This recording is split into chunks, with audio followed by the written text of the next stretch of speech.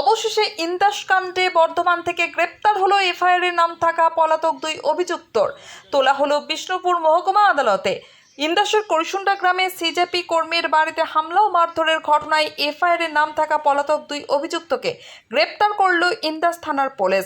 বিশেষ সূত্রে খবর পেয়ে গতকাল রাত্রে পূর্ব বর্ধমান জেলার মাধবডিহি গ্রাম থেকে দুই অভিযুক্তকে গ্রেপ্তার করে ইন্দাস থানার পুলিশ। ধৃতদের আজ তোলা হয় বিষ্ণুপুর মহকুমা আদালতে। এর ফলে ইন্দাস কাণ্ডে মোট 11 জন গ্রেপ্তার হলো।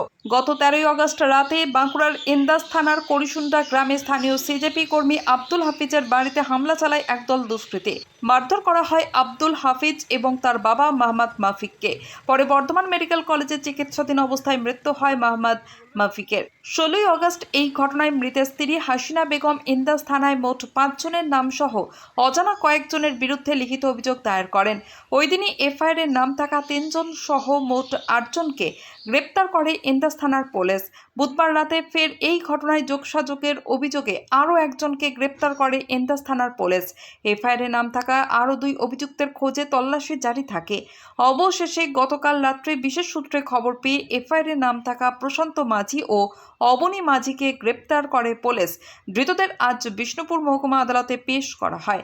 পুলিশ জানিয়েছে ধৃতদের কোনো রাজনৈতিক পরিচয় জানা নেই।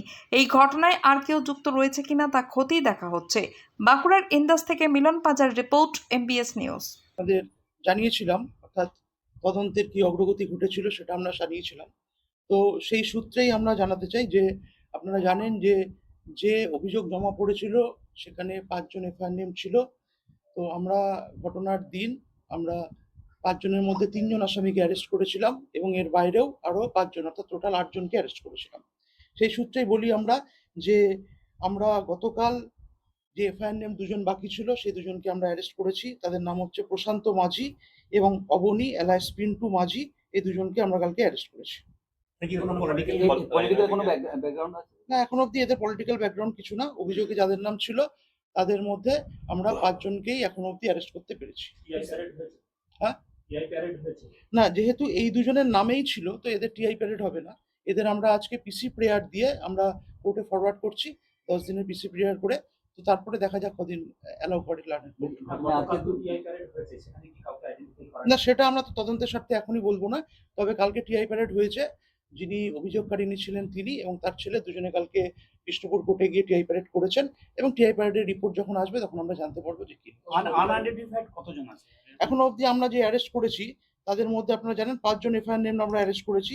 তার বাইরেও আমরা টোটাল এখনো অবধি অ্যারেস্ট করলাম 11 জনকে, অর্থাৎ 5 জন এফআইআর নেম এবং তার বাইরে আরো 6 জনকে, টোটাল 11 জন এখনো অবধি অ্যারেস্ট হয়েছে। এখনো অবধি আমরা তদন্ত যেভাবে চলছে তদন্তের সমস্ত অ্যাঙ্গেলগুলোই আমরা খতিয়ে দেখছি এবং যারা যারা এর সঙ্গে যুক্ত ছিল সেটা অভিযোগকারিনী যেটা অভিযোগ করেছিলেন তাদের প্রত্যেকেই অ্যারেস্ট হয়েছে এবং তদন্ত ঠিক পথেই এগোচ্ছে এবং আমরা ইনভেস্টিগেশনের প্রত্যেকটা অ্যাঙ্গেলই আমরা খতিয়ে দেখছি এবং আমরা ইনভেস্টিগেশন ঠিক পর্যায়ে চলছে।